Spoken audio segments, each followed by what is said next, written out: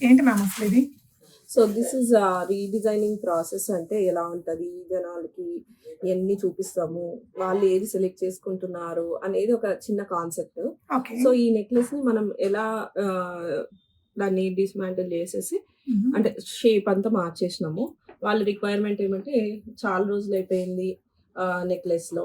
మనం అలానే వాడితే కుదరట్లేదు అని చెప్పేసరికి పీసెస్ అన్నీ ఓపెన్ చేసేసాము హుహు. నెక్లెస్‌లో ఉండేటివి. సో ఇప్పుడు దాన్ని మనం ఇట్లా డిజైనర్‌గా చేస్తున్నాము. ఈ పీసెస్‌ని ఇట్లా సెట్ చేస్తున్నామనమాట.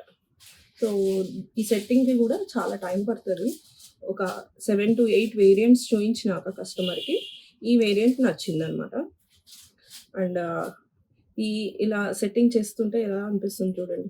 మామూలు ప్లెయిన్ నెక్లెస్ ఏమో ఓ ఓ బోరింగ్‌గా అలా ఉంది. ఇప్పుడు ఇట్లా పెట్టేసరికి ఎంత ట్రెండింగ్‌గా చాలా హెవీగా, చాలా స్టైలిష్‌గా అనిపిస్తుంది మ్యామ్. చూస్తుంటేనే hmm. Final output is going to be awesome అనిపించేలాగా అర్థమైంది.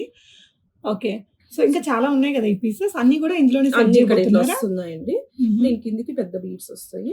ఓకే. సో, అంతా అయినాక మనకు క్లారిటీ తెలుస్తది. జస్ట్ ఎలా ఉంటది కస్టమర్ అన్నీ ఫోన్‌లోనే అయిపోతాయి అని కొన్నిసార్లు ఎక్స్‌పెక్ట్ చేస్తారు. హ్మ్. కానీ చాలా డిస్కషన్ చేయాల్సొస్తది.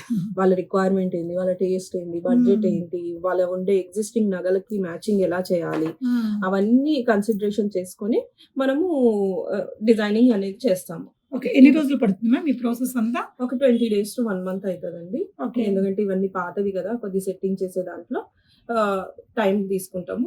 ఆర్ఆర్ జ్యువెల్లర్స్ కొండాపూర్‌కి మీరు ఫోటోస్ పంపిస్తే మేము డిజైనింగ్ ప్రాసెస్ అనేదాన్ని చెప్తాం. అపాయింట్‌మెంట్ బేస్డ్ విజిట్ చేస్తే ఇలా మీకు మేడం సెట్ చేసి చూపిస్తారండి. Then you can proceed. Thank you.